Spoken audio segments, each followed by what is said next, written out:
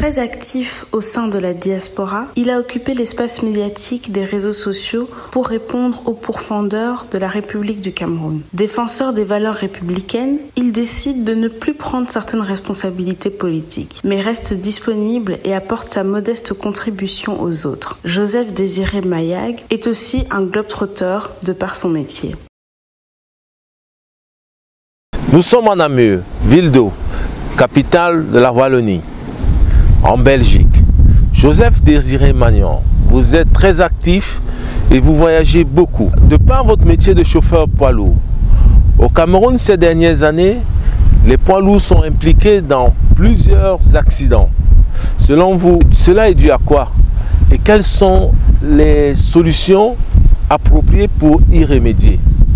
Il faudrait déjà définir ce qu'on entend par chauffeur poids lourd. Un chauffeur poids lourd est ce qu'on appelle un professionnel de la route. C'est une personne qui risque sa vie et la vie des autres usagers de la route. Pas seulement les usagers de la route, mais aussi les autres citoyens. Et c'est ce professionnalisme qui l'amène à avoir une hygiène de vie autre que celle des autres chauffeurs de véhicules. En Europe et en Occident, en général, les accidents des poids lourds représentent 7% des accidents de la route.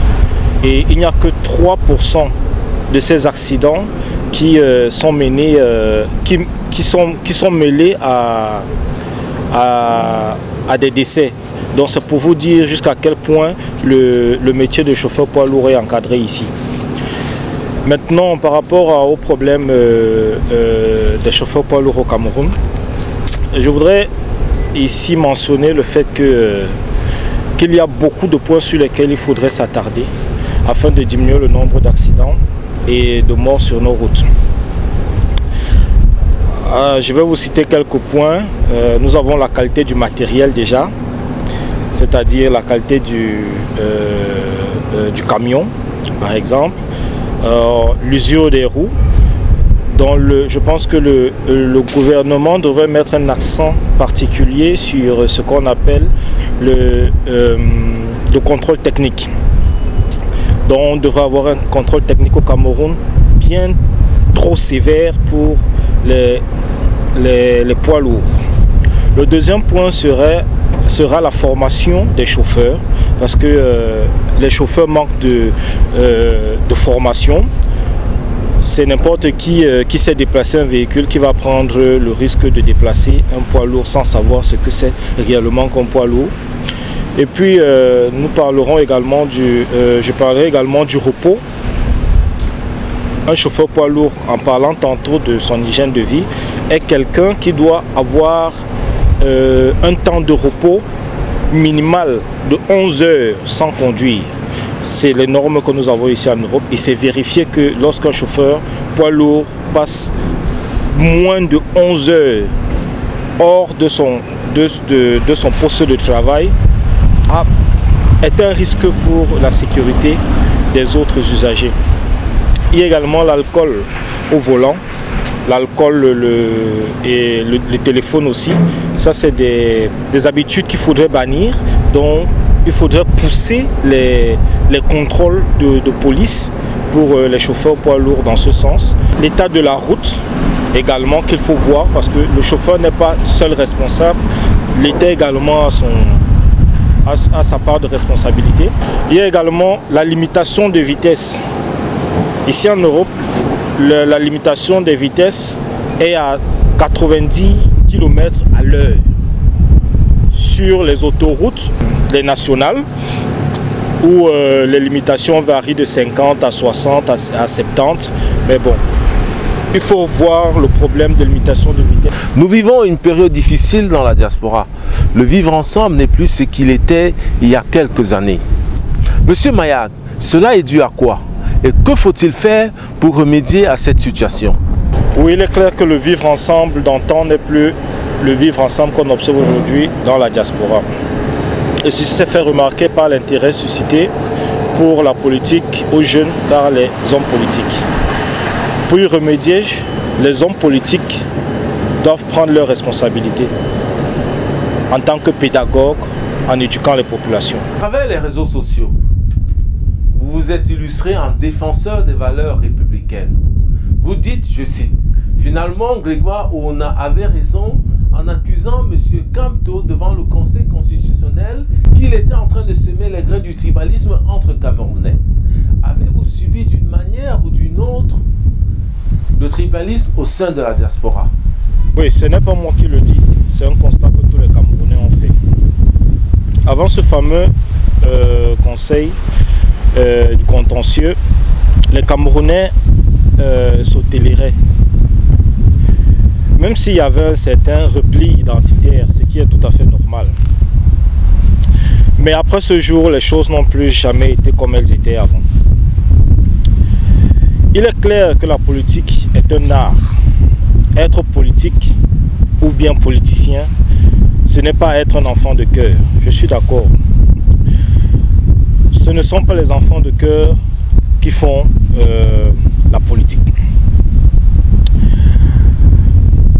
Jouer sur la fibre tribale pour amasser les hommes ou bien pour diriger les hommes, c'est très subtil et ça fait partie du jeu politique. Et Kamto l'a très bien compris. Et puis moi personnellement, je vais vous parler de mon cas. J'étais propriétaire à l'époque d'un café, d'un snack bar café dans la ville de Liège. Mais pour mes prises de position politique, beaucoup de mes frères camerounais ont décidé de boycotter mon café, tout simplement parce que mes idées ne convergeaient pas vers les leurs.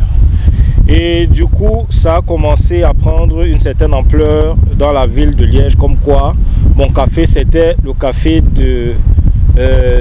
d'une certaine tribu et que dans ce café, on n'acceptait pas d'autres tribus. Sauf que les personnes qui m'ont toujours entouré, c'était la tribu de l'Ouest.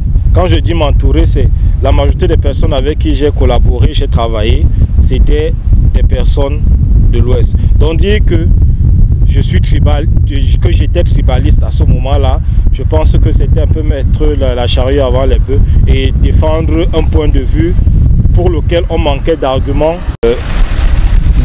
tranchants. Je n'ai jamais été un démagogue, mais plutôt un rassembleur. Aujourd'hui, appeler un frère de l'Ouest Bamileke, c'est qu'ils sont d'ailleurs.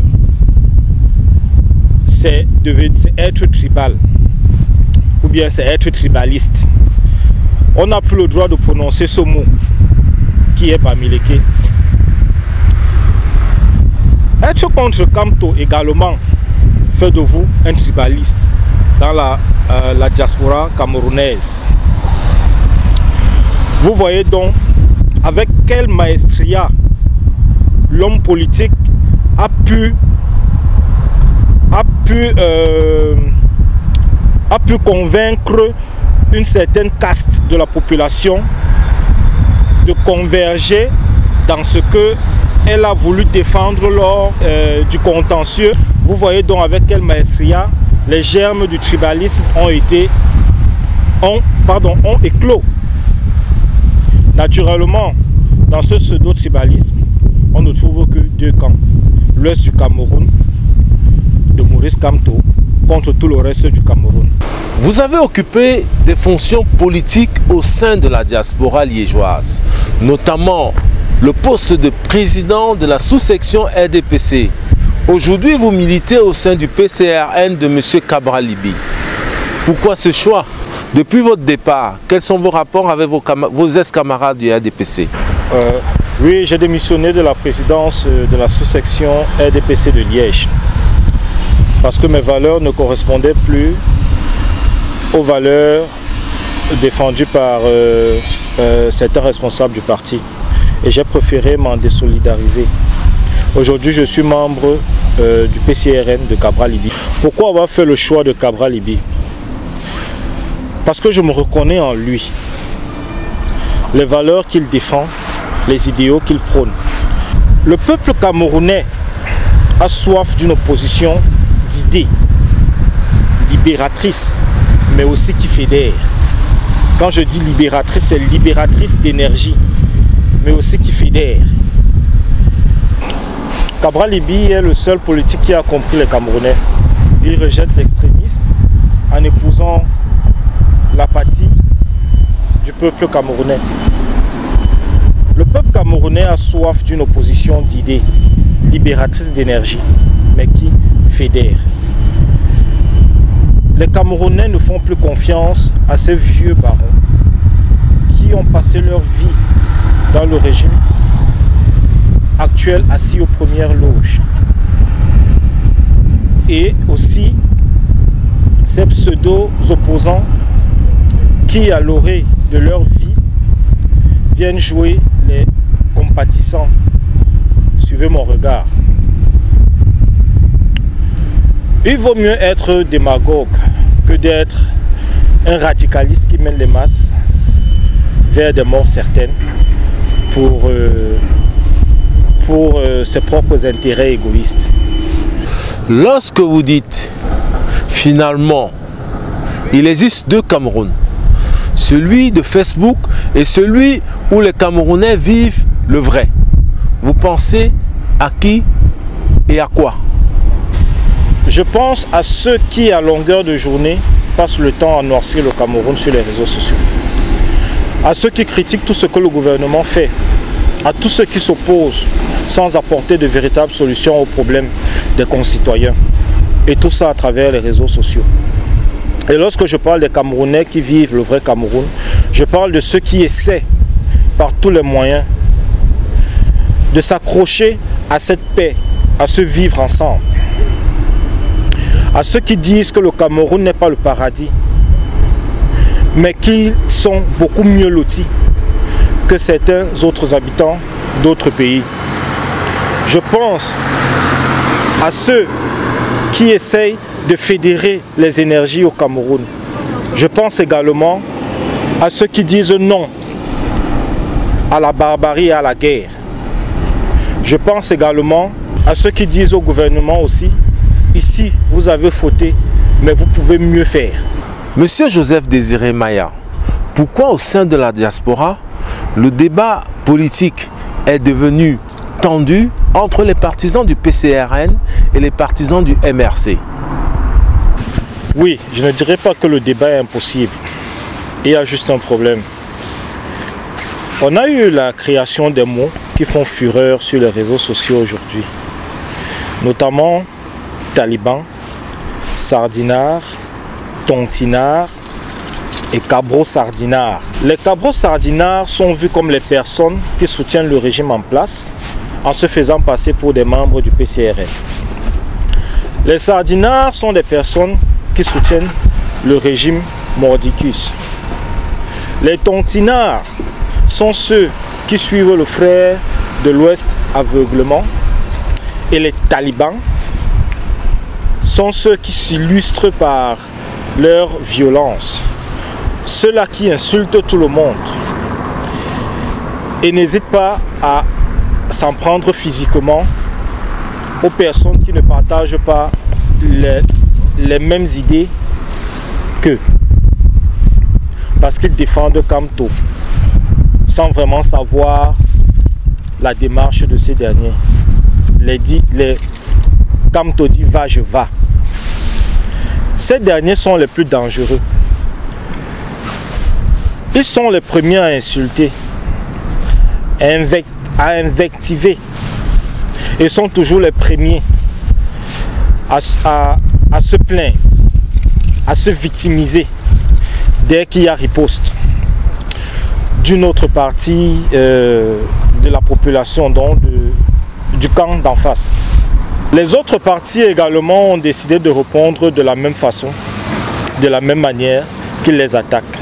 C'est peut-être pour ça que le dialogue est devenu impossible entre PCRnistes et MRCistes au sein de la diaspora.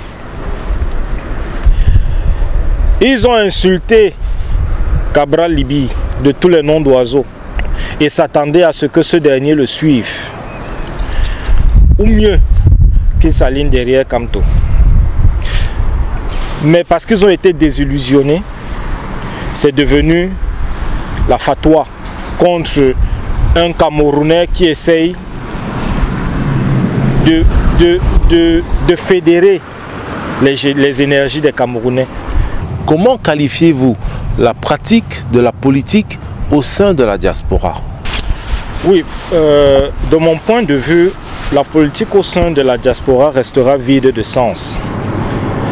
Tant que les responsables politiques ne prendront pas leurs responsabilités en jouant leur rôle de pédagogue, en éduquant les Camerounais. Et aussi tant que la diaspora n'aura pas de véritable représentation ou encore de véritable statut. D'aucuns diront enfin, d'autres diront non, sans comprendre les fondements de l'élection régionale pour la première fois au Cameroun depuis 23 ans, pourtant prévue par la Constitution. Est-ce que cette élection aura un impact au sein de la diaspora, sachant que l'objectif est de créer une synergie de développement entre les régions? L'impact pour moi au sein de la diaspora est nul. Il devra avoir un double impact. Des CTD, donc des communautés territoriales décentralisées, vers la diaspora et la diaspora vers les CTD. Or, à ce jour, rien n'a encore été fait de manière formelle. Pourtant, nous avons là l'occasion, à travers les mairies, d'avoir un véritable laboratoire permettant un réel échange entre les deux. Dans cette élection, il s'agit de régions. Le président Cabral Libye prône le fédéralisme communautaire qui est en rien, je dis bien qui n'est en rien différent du régionalisme. Les régions pourront travailler en synergie, mais tant que les CTD n'auront pas leur pleine autonomie, tout ceci sera vain. Attendons de voir l'implémentation des résolutions prises lors du grand dialogue national. Depuis quelques années, les séparatistes ambazoniens sèment la terreur. La dernière en date, les massacres des élèves à Kumba. La diaspora est pointée du doigt, une certaine diaspora. Elle est accusée de financer les séparatistes ambazoniens, de facto la déstabilisation du Cameroun. Qu'est-ce qu'il faut faire pour éveiller les consciences, pour que la terreur cesse dans les régions du nord-ouest et du sud-ouest? Le gouvernement a concédé à toutes les revendications des anglophones, mais on n'a rien eu du camp d'en face. Je pense pour ma part que les personnes qui n'auraient jamais dû prendre les armes doivent les déposer. L'état d'urgence dans ces zones ne serait non plus une solution à exclure. La déstabilisation des pays provient toujours de l'extérieur en essayant d'instrumentaliser certains insatisfaits de la population. Nous avons l'exemple de la Libye. Mais il est inconcevable que certains pays, amis du Cameroun, hébergent des personnes clairement identifiées qui soutiennent le terrorisme en achetant des armes pour massacrer la population. Le Cameroun devrait avoir une autre approche avec ces pays, de telle façon que ces individus puissent répondre de leurs actes devant la justice camerounaise. Monsieur Joseph Désiré Mayane, que dites-vous à ceux qui prétendent que le Cameroun n'avance pas? Pour ceux qui prétendent que le Cameroun n'avance pas, je ne leur donnerai totalement pas tort. Mais malheureusement, pour ne pas aller dans leur sens, je leur dirai également qu'il y a beaucoup de choses qui sont faites au Cameroun, qui sont palpables. Aujourd'hui, nous avons des stades qui sont construits, des stades de standing international. Nous en avons au Cameroun. Les routes sont en train d'être faites. Les autoroutes sont en train d'être construites. Le président Paul Biya, lorsqu'il a dit aux Camerounais que le Cameroun serait émergent en 2035, beaucoup n'ont pas cru. Et jusqu'à aujourd'hui, beaucoup n'y croient pas. Mais essayons également de faire le ratio entre ce qui a été fait depuis qu'il l'a dit et ce qui n'a pas été fait depuis qu'il l'a dit. C'est palpable aujourd'hui. La matérialisation de certaines infrastructures, de certains projets sont visibles, sont palpables. Le Cameroun avance, et je dirais même que le Cameroun avance à grandes enjambées. Nous arrivons au terme de cette interview. Quel est le message que vous adressez à la jeunesse? Oui, le message que j'adresse aux jeunes est un message républicain. Respectez les institutions de votre pays. Respectez les hommes qui les incarnent. Allez vous inscrire sur les listes électorales. Et le moment venu, allez sanctionner ceux qui vous ont déçus par le vote. Le changement ne se fera que par les urnes au Cameroun. Vendez une image positive de votre pays, comme le font tous les autres pays. Et surtout, arrêtez d'être des suiveurs moutonniers. C'est par ces mots que prend fin cet entretien. Je vous donne rendez-vous pour le prochain numéro.